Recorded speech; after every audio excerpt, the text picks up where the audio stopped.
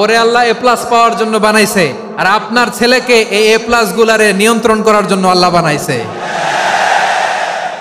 ওকে দিয়ে আল্লাহ কি করবে আপনি জানেনই না। একটা এ প্লাস, একটা এ গ্রেড একটা মানুষের জীবনকে ঠিক করে দিতে পারে না। আপনার ছেলেকে আল্লাহ অন্যদিকে যোগ্যতা দিয়েছে। ওদের মনোবল ভাঙবেন না, খবরদার খবরদার।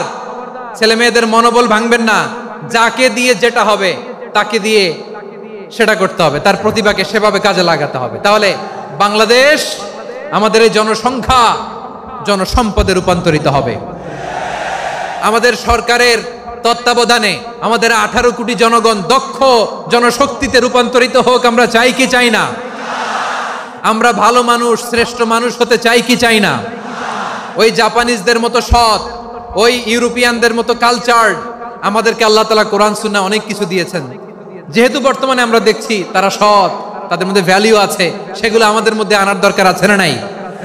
আর ইসলাম দিয়ে আমাদের জীবনকে সাজাতে হবে, ইসলাম দিয়ে আমার পরিবারকে সাজাতে হবে। ইসলাম থেকে, কোরআন থেকে প্রেসক্রিপশন না নিলে জীবন সুন্দর হবে না। কোরআন থেকে প্রেসক্রিপশন না নিলে সমাজ সুন্দর হবে না। কোরআনের প্রেসক্রিপশন না মানলে রাষ্ট্র সুন্দর হবে না। কোরআনের প্রেসক্রিপশন অ্যাপ্লাই না করলে শুধু দুর্নীতি দমন কমিশন দিয়ে দুর্নীতি বন্ধ করা যাবে না। এজন্য কোরআনের আইন আমরা চাই কি চাই না? প্রিয় ভাইয়েরা, হিউম্যান রিসোর্স ডেভেলপমেন্ট, মানব সম্পদের উন্নয়ন, আমাদের সরকার যেন এদিকে নজর দেয়। আমরা যেন এই ব্যাপারে যত্নবান হয়ে উঠি। যাকে আল্লাহ যে যোগ্যতা দিয়েছে, এই যোগ্যতা দিয়ে আমরা যেন ইসলামের জন্য, দেশের জন্য কাজ করি।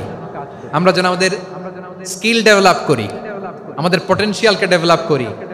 মোরালিটি, ভ্যালিউজ নিয়ে শায়েখ আহমদুল্লাহ আলোচনা করেছেন, এগুলো দিয়ে যেন আমরা আমাদেরকে সাজাই। আল্লাহ তাআলা আমাদের দেশকে তুমি নিরাপদ করো, আমরা পড়ি আমিন। আল্লাহ আমার 18 কোটি জনগণকে তুমি জনশক্তিতে রূপান্তরিত করো, আমিন।